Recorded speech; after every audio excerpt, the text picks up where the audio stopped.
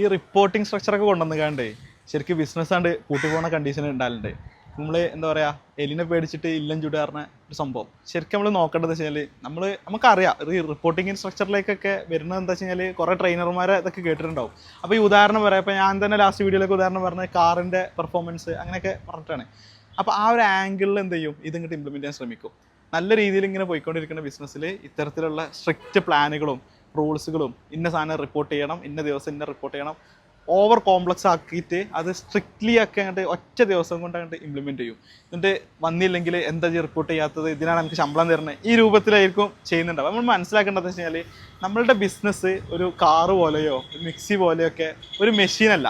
ഇതിലൂടെ വർക്ക് ചെയ്യുന്നത് കുറേ കോമ്പണൻസും ഇലക്ട്രിസിറ്റി അല്ല, ആൾക്കാരും ഇമോഷൻസും ആണ്.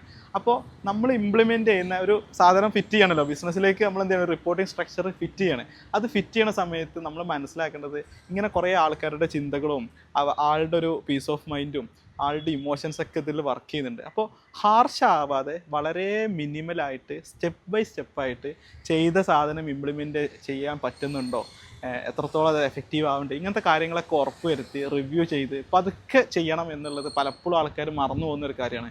എൻ്റെ അനുഭവത്തിൽ തന്നെ അങ്ങനെ എന്താ പറയുക, ഓവറായിട്ട് സ്ട്രിക്ട്ലി എന്താ പറയുക പെർഫെക്ഷനിസം അല്ലേ, ഭയങ്കര പെർഫെക്ഷനിസം കൊണ്ടുവന്നുകാണ്ട് റിപ്പോർട്ടിംഗ് ഒക്കെ ഇട്ടുകാണ്ട് ഒന്നും നടക്കാത്ത അവസ്ഥയിൽ ഒന്നെങ്കിൽ എന്ത് ചെയ്യും, ആ ബിസിനസ്സിനെ നല്ല രീതിയിൽ ബാധിച്ചിട്ടുണ്ടാവും. അല്ലെങ്കിൽ എന്താ പറയുക, ഒരു കത്തി തീരാറില്ലേ, പെട്ടെന്നാണ് കത്തി തീരാന്ന് പറയില്ല, അതേപോലെ പെട്ടെന്ന് കാര്യങ്ങളൊക്കെ ചെയ്തിട്ട് പിന്നെ തീരെ ചെയ്യാതെ പോകും. പിന്നെ കുറേ കാലം കഴിഞ്ഞിട്ട് ഇതിൻ്റെ ആവശ്യകത മനസ്സിലാക്കിയിട്ട് വീണ്ടും തുടങ്ങും, പെട്ടെന്നാണ് ചെയ്യും, പിന്നെ നിർത്തും. ഇങ്ങനത്തെ അവസ്ഥയാണ് ഉണ്ടാവില്ലേ. നമ്മൾ മനസ്സിലാക്കേണ്ടത് റിപ്പോർട്ടിംഗ് സ്ട്രക്ചർ വളരെ മിനിമലായിട്ട് സ്റ്റെപ്പ് ബൈ സ്റ്റെപ്പ് ആയിട്ട് ഇംപ്ലിമെൻറ്റ് ചെയ്യാനാണ് എപ്പോഴും നല്ലത്.